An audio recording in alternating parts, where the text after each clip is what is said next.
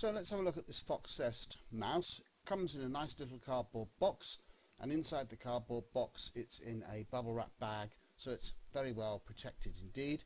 And the instruction book is just folded up inside the box underneath the mouse and the bag. So here it is coming out now. It's a lovely mouse. It's got a silky rubbery finish to it, so it feels really nice. The instruction book there is in English and Chinese and explains everything reasonably well.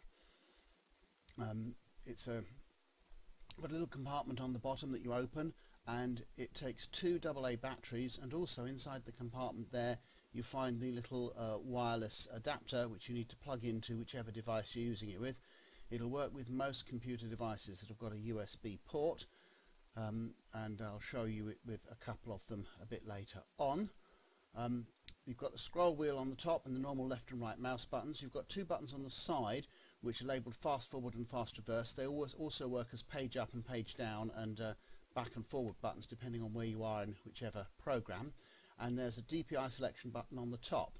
Then also on the top, on the left hand top corner, there's a double rate fire button which works in quite a lot of games and can be quite useful.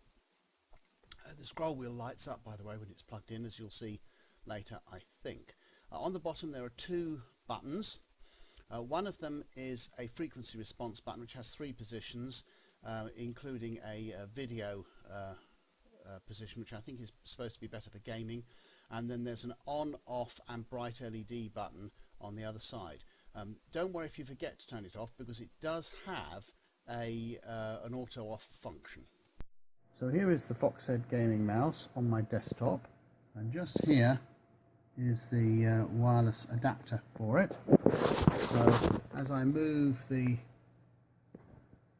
mouse around, yes, there you are, you can just see the mouse pointer there. Obviously I can scroll using the scroll wheel. I can use the backward and forward keys on the website, I expect. Let's try this one, shall we?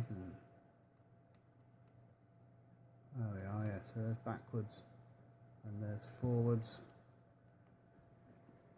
Right and left keys work as normal, of course, and then there's various other functions which are described in the manual.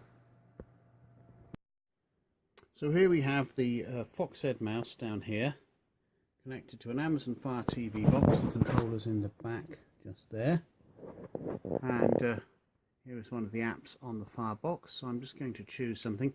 Now the Fire controller's great for some things, but for other things a mouse is better. So you can see I'm using the scroll wheel to scroll up and down, and I can move the pointer across and I can choose the episode I want to watch, and off we go. It's as simple as that. So for any of the Android TV boxes, this mouse is just perfect, just as it is with a computer.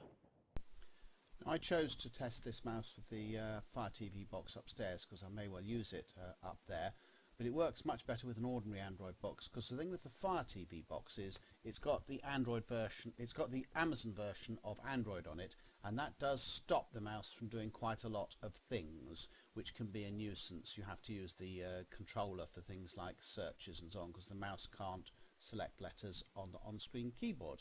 Other than that though, it is great, and for non-Amazon software on the box, it's just what you need.